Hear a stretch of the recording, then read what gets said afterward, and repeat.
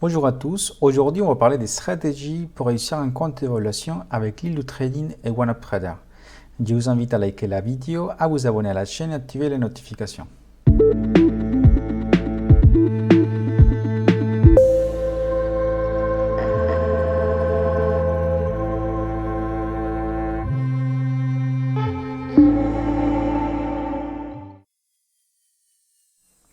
Nous allons parler de la stratégie pour réussir Lilu Trading et OneUpTrader, qui sont des entreprises américaines qui, à travers d'une évaluation, vont pouvoir tester le trader.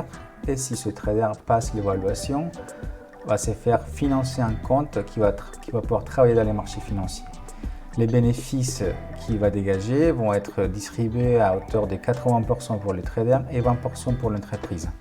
Donc la première chose qu'on va devoir faire, c'est choisir le fonds et les petites évaluations. Donc on va devoir choisir soit Lilu, soit OneUp, soit un autre type d'entreprise comme celle-ci. Et on va devoir choisir une évaluation, par exemple à 25 000, 50 000, 100 000 dollars. Chaque évaluation va être différente avec des règles différentes. Donc une fois on a choisi l'évaluation, on va devoir connaître les règles et on va devoir les respecter. Chaque entreprise va avoir des règles particulières, c'est-à-dire que par exemple OneUp va dire que le test il doit se faire au moins en 15 jours. Donc Lilu va dire que le test il va se faire en 10 jours. Ensuite, on va devoir utiliser les produits du CME uniquement. On va pouvoir travailler les marchés européens par exemple. On va devoir respecter des horaires, des tailles position maximale aussi. On va devoir aussi atteindre l'objectif de bénéfice. Sur OneUp, on ne va pas pouvoir dépasser une limite de pertes quotidiennes. On va devoir aussi respecter les trailing drawdown, qui est très important. Je vous expliquerai un petit peu de quoi il s'agit. Et on va surtout avoir besoin d'une cohérence, donc d'une régularité par rapport à notre trade. Donc, une fois on a choisi le compte, on va devoir adapter la stratégie par rapport à ce compte. Donc, on va partir sur l'exemple qu'on a choisi le compte à 50 000 sur les deux. Donc, à gauche, vous avez Lilu. Donc, Lilu nous dit qu'on peut trader maximum 8 contrats. Donc, ça peut être 8 contrats du ES, 8 contrats du NQ, du ZB, etc. On va devoir atteindre un objectif de 3 000 dollars à la fin de l'évaluation en faisant au moins 10 jours. On va devoir respecter un trailing drawdown de 2500. Donc 2500 dollars, c'est le montant qu'on va pouvoir perdre en perte latente ou en perte fermée. Et ça, c'est les prix de l'évaluation. Et OneUp il va nous dire qu'on va pouvoir trader maximum 6 contrats. On va avoir aussi un objectif à 3000 à faire en respectant un trailing drawdown de 2500. Lui, il va rajouter donc une limite de pertes journalières avec 2250 dollars. Après, il va nous dire que les premiers 8000 dollars des bénéfices vont être 100% pour le trade. Parce qu'à tout à l'heure, je vous disais que c'était réparti en 80-20. Mais les premiers 8000 vont être répartis 100% pour le trader. Lilu, c'est aussi le cas. Et ça, c'est les prix du reset.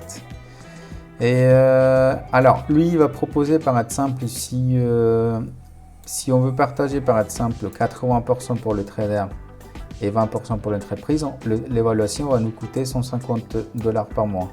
Si par contre, on veut partager 50-50, l'évaluation va coûter un petit peu moins cher parce qu'à la fin on aura moins de bénéfices, donc il va coûter 120 dollars. Donc ça c'est pour le type d'évaluation. Donc une fois on a ces caractéristiques, c'est ce qu'on va devoir faire, c'est adapter la stratégie par rapport à l'évaluation. Donc alors je vais vous donner un exemple ici qui est assez simple. On a pris l'évaluation de 50 000, donc qui nous dit qu'on a un objectif à 3000.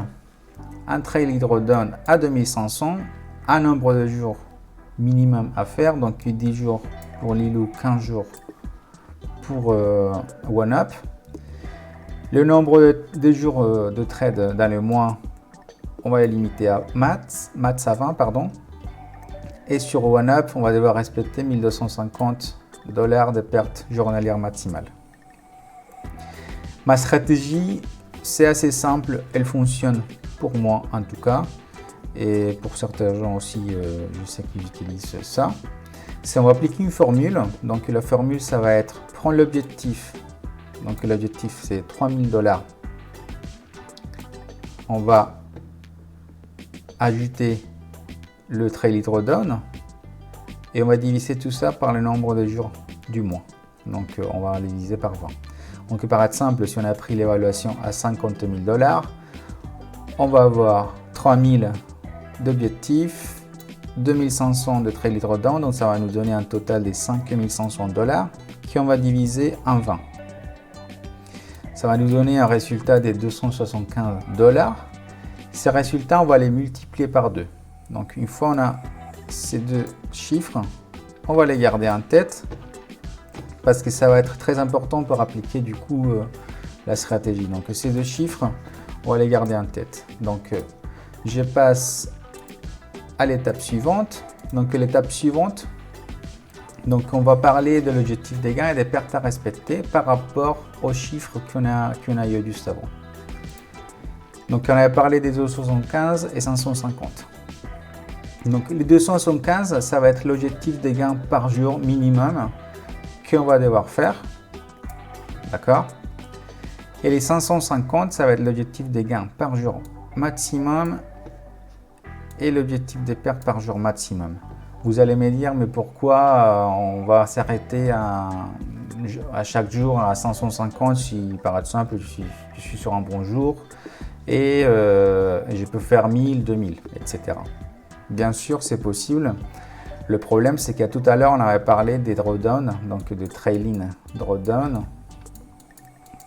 Et le trailing drawdown, c'est quelque chose qui est très piège. C'est-à-dire que au départ, on va avoir un capital à 50 000 $,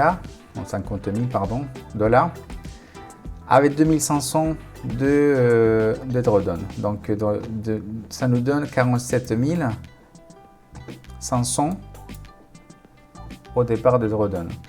Et on va avoir un objectif à 3000 $, donc on va devoir arriver à 53 000. Par contre, ça, il faut les faire en plusieurs jours.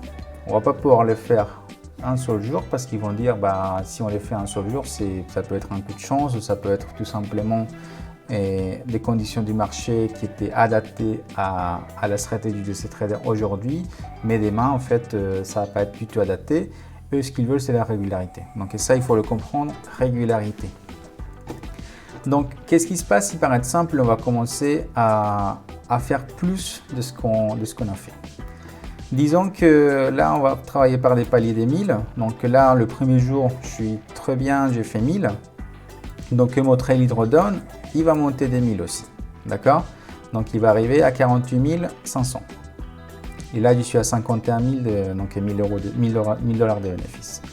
Deuxième jour, également, j'ai fait 1000. C'est un exemple. J'ai fait 1000, donc là, je monte à 52 000. Et ici, je vais être à 49 500. D'accord? Le problème, ça va être, disons, le troisième jour. J'ai une journée de perte, donc j'ai perdu 1000. Je n'ai pas respecté mon objectif de perte maximale et j'ai perdu 1000. Donc lui, ici, il va rester à 51 000. Par contre, lui, il ne va pas bouger. D'accord? Il va rester à 49 500. Deuxième jour, du coup, troisième jour, pardon, là, il a perte.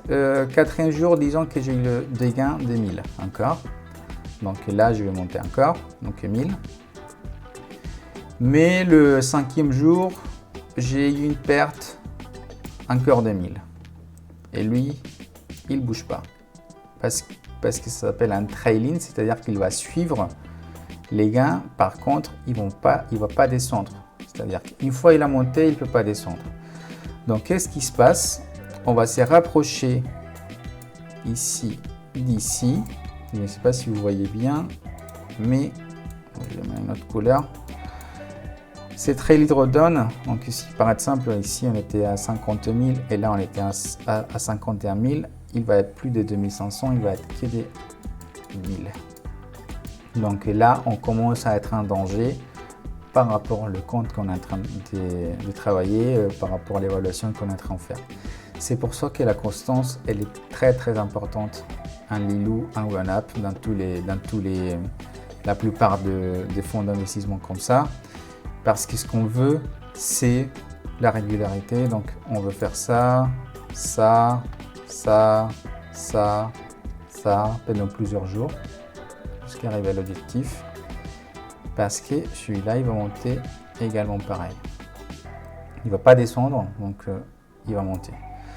Donc l'objectif du jeu, c'est maintenir l'écart maximal ici d'ici.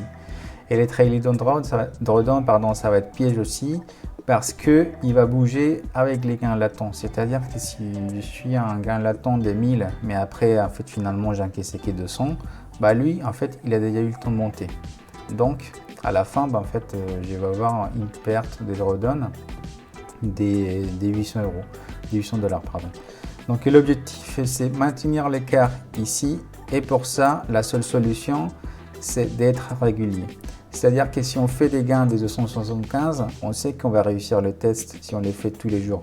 Et en fait, je parle des 275 $ par jour. Par contre, il y aura des jours des pertes. Donc là, les pertes elles vont être déjà incluses. Il faut savoir que les tests, on va pouvoir les faire assez rapidement, par exemple 10 jours avec Lilou ou 15 jours avec OneUp. Mais il faut savoir qu'on a 20 jours dans le mois pour le faire. On va pouvoir par exemple commencer le 1er du mois, en 1er octobre, et ensuite pendant tout le mois d'octobre, pendant les 4 semaines, on va travailler tous les jours en constance et pour pouvoir réussir le test. Donc ça c'est très important à respecter, pas dépasser ces montants-là ou le montant que vous avez calculé par rapport à votre évaluation, et surtout respecter l'objectif de perte. Pourquoi? Parce qu'en fait, parfois, on est en perte, on n'est pas dans le bon jour, on dit bah tant pis, j'ai perdu 1000, mais voilà, je vais rattraper. Et ça c'est ce qu'il ne faut pas faire. Pourquoi? Parce que déjà, on est dans une mode psychologie. Le trading, c'est l'analyse, c'est la lecture de l'order flow, etc. Mais il y en a beaucoup de psychologie. C'est, disons, pour moi, l'une des parties les plus importantes. Et si on commence à rajouter des lots, pour pouvoir réussir de rattraper les pertes, là on est parti pour la catastrophe et pour brûler les comptes. Donc respectez ça déjà, et ça va vous aider. Et ensuite, du coup, qu'est-ce qu'on va faire? C'est de vous donner 4 tips pour réussir Lilou Trading ou OneUp Trader. Là j'ai mis Lilou Trading. Et la première, ça va être, c'est très important, et il faut bien regarder, c'est ne pas utiliser tous les lots que votre type d'évaluation vous autorise, mais maximum un tiers. C'est-à-dire qu'ils vont nous dire, avec le compte à 50 000, on va pouvoir utiliser par exemple 8 lots sur Lilou et 6 sur OneUp. Si on commence à utiliser 8 lots ou 6 lots respectivement, on va recramer notre compte. Pourquoi? Parce qu'il faut se rendre compte dans la vidéo que j'ai faite, que je vous invite à regarder. Il faut prendre en compte que le capital qu'on a, c'est le trailing drawdown. On n'a pas un capital de 50 000. Les 50 000, c'est hypothétique. On n'a pas 50 000 euros ou 50 000 $ pardon, à trader. C'est tout simplement hypothétique. On a 2500 qu'on doit respecter. Si on perd les 2500, si on arrive à une perte à 2500, on va perdre le compte, on va les cramer. Donc, si on met plus de lots, plus de leviers, bah, bien sûr, au moindre mouvement qui va contre nous, parce que dans le trading, on ne peut pas choisir, on ne peut pas choper les points bas et les points hauts, c'est impossible. Donc, parfois, on va avoir un petit drawdown, donc ça, il faut l'adapter par rapport au nombre de lots. Utilisez un tiers maximum, c'est-à-dire que sur 6 contrats, vous allez pouvoir utiliser 2, et ici, vous allez pouvoir utiliser 2, 3 maximum. Mais en fait, en vrai, c'est exactement la même chose parce que c'est le même trailing drawdown. Donc, utilisez 2 contrats pour les comptes à 50 000 et c'est déjà très très bien. Ensuite, pendant les journées à forte volatilité, il faut passer au micro-contrat. Ça, je vous le conseille vraiment parce qu'en fait, sur des journées, par exemple, où le VIX il est au-dessus de 25, comme c'est le cas là en fin de septembre, bah, le problème c'est que si vous êtes dans une position qui n'est pas bonne, mais bon, que vous avez peut-être un peu de chance de au moins sortir flat avec un low, avec deux lows, un e-mini, bah, ça va être compliqué de tenir le trade parce que la volatilité elle est très très forte. Et par contre, au micro-contrat, donc on va diviser le prix par 10. Donc là, vous allez avoir plus de marge pour pouvoir trader en sérénité. La troisième chose, c'est regarder les calendriers économiques tous les jours. C'est très important pour trader à ces moments-là. Donc, pour pas trader à ces moments-là. Pourquoi? Parce que, par exemple, sur certains comptes, on ne va pas pouvoir trader les NUS. C'est-à-dire que si on a le CPI Core aux États-Unis, c'est une nouvelle économie qui fait bouger le marché dans tous les sens. On ne va pas pouvoir la trader. On va devoir respecter les règles. Donc, pendant ces moments, on doit être hors le marché. On peut être face aux écrans, mais on ne doit pas être en position. C'est très important parce que sinon notre compte ne va pas être accepté. Ça, c'est vraiment important. Moi, je fais des analyses tous les matins à 8h30 et l'après-midi à 14h30. Là, on parle du calendrier économique. Je vous invite à les regarder.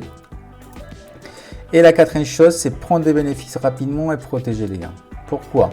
Parce que si on prend des bénéfices rapidement, on a la possibilité de fermer le trade quand il est au maximum. C'est-à-dire que si on a un trade qui va à 500 $, par exemple, et je dis non, mais il peut aller à 1000. Déjà, on est en train on n'est pas en train de respecter la règle que je vous ai donnée avant. Mais en plus de ça, si par exemple il arrive à 500 et après vous croyez que vous allez pouvoir faire par exemple 600 ou 700 000, bah, il va descendre et finalement vous allez vous trouver à 200. Et après, qu'est-ce que vous allez faire? Vous allez dire non, mais moi je veux 500 parce que déjà, psychologiquement ça va être compliqué et vous allez vouloir en fait avoir les 500 qui vous a eu un gain latent. Donc fermez au maximum là en fait, c'est-à-dire que si vous avez un objectif journalier de 300 au maximum 500, on va dire comme ça, bah fermez-le là, fermez le trade là et coupez les écrans. Vous n'avez plus besoin de trader, vous avez fait votre objectif. Mais commencez pas à trader, à faire du l'overtrade. Et pourquoi protéger les gains? Parce qu'en fait, si par exemple je suis à 500, mais finalement mon trade il se retourne et après il part contre moi et je suis en train de perdre 300, en fait le trade il redonne aussi, il va être affecté. Donc protéger les gains, ça veut dire que si je suis à 0 ici, donc je vais placer mon stop ici. Donc je vais placer mon stop ici. Au moins je ne serai pas perdant. Par contre, tout ça, ça va être du drawdown que vous allez prendre contre vous et qui va vous pénaliser. Donc voilà. J'espère que vous avez aimé cette vidéo. J'espère qu'elle vous a aidé. Et je vous invite à la liker, à la partager, à vous abonner à la chaîne et à activer les notifications. Des nouvelles vidéos vont être disponibles toutes les semaines. Donc ça peut être intéressant pour vous et pour moi aussi de vous abonner à la chaîne. Je vous remercie et je vous souhaite une très belle journée. À bientôt.